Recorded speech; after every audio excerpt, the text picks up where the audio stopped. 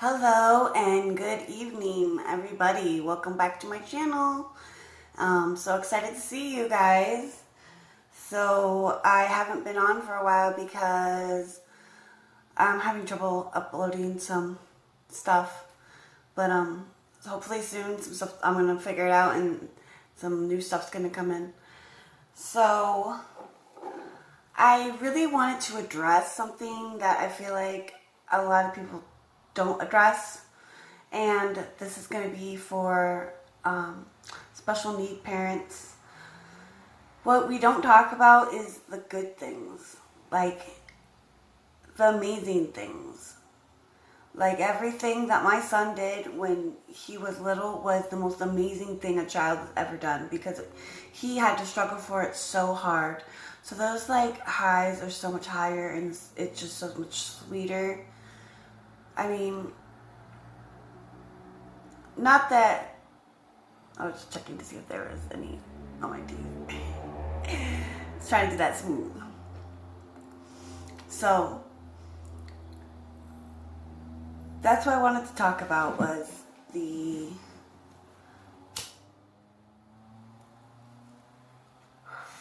things we don't talk about, like the good things, the happy things, like with the first time that your child was able to eat, chew properly on their own.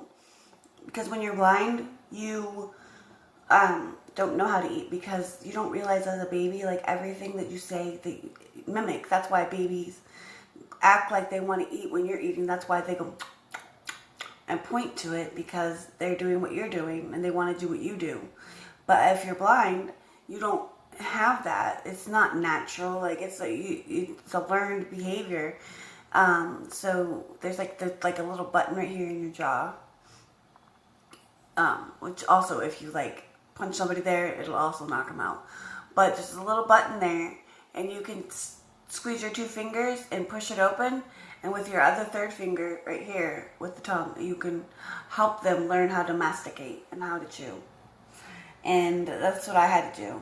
I know a lot of moms that have kids that don't eat very well, they ask like, how do you do that? That was, Birth to 3 taught me that. That was a really good program. Where they come out to your house and they help coordinate, like if you need certain therapies or music therapy or physical therapy, whatever you need, they like help coordinate you to get that services for your kids. But the first time my son was eating was the most amazing thing. I think the first time he ate was spaghetti or it was pizza. One of those two things. And I remember I was like so proud of my daughter when she first started eating. You know, like you get proud, it's your first kid, whatever. But nothing compared to the joy I felt when Joshua finally started eating. And I thank God for that every day. He doesn't have to have a G-tube. I mean, for a couple years, he still does love them. A couple years, all he ate was like oatmeal with peanut butter in it. Because it gave him like the stuff that he needs. And he would only eat oatmeal and peanut butter. Because, you know, we transitioned from the baby cereal. And I was like, he's too old for the baby cereal. And then, so we started giving him peanut butter and oatmeal with cinnamon on it. And peanut butter jelly sandwiches. So that kid loved peanut butter. I don't know what I'd do. If he had a food allergy, that would be really hard. My heart goes out to those parents that have kids with food allergies. That's hard. So the first time that your child walks, I couldn't walk before, and Joshua took a long time doing that.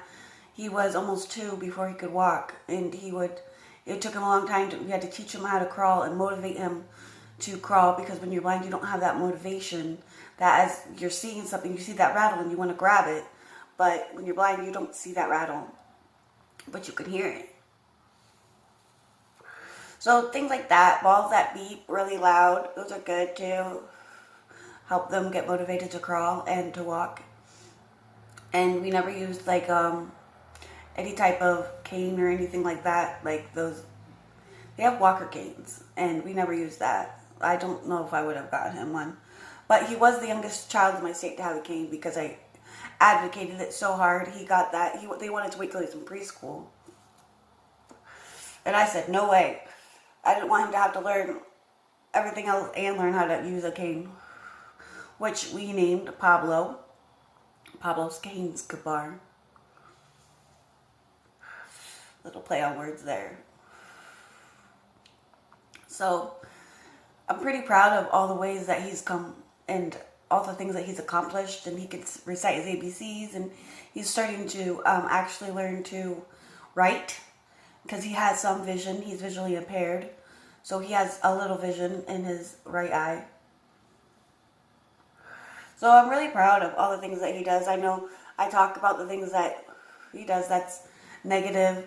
Those are just negative behaviors that bother me, but in all, he's a very good, happy kid, and he loves his sisters, and I'm so thankful for everything that he's gotten in his life. I just love him to pieces. He's like the best. He's the best son. I wouldn't trade him for the world, and honestly, if they had a surgery that would change his eyesight, I would wait till he was older and he could decide because if it was worth it or not. Because I don't think that I could make that decision for him. But I've had to make decisions for surgeries and tubes in his eyes for him. That's a struggle. I think as a parent, you have to weigh the pros and the cons, what you should do. If he didn't have those tubes that would drain some of the excess pressure, then he would definitely be blind right now. I'm sure of it. Because he didn't have any vision when he was born. And then as he got older, he got more vision and more vision. But the pupils really stretched. And it's really, there's just not a lot they can do. Unfortunately, it's not something that's researched as much as other things. And children with congenital glaucoma are one of them that just doesn't get researched. That's why I always, if I ever donate, I always donate to the Foundation for Fighting Blindness. And they're a really good foundation to give to. I really like them. So I wasn't going to talk too long because I wanted my videos to be a little bit shorter. And I thought that would make people hopefully watch them longer. Because who has time to sit down for a 20-minute conversation? Not me, not you. Well, maybe some of you, I don't know, but not me. So, we had a good day. Today's Friday. Kids did great in school. So, we're excited to be back to school and everything's going good over here. I hope you guys enjoyed your Friday and I'll see you on the flip side of the camera.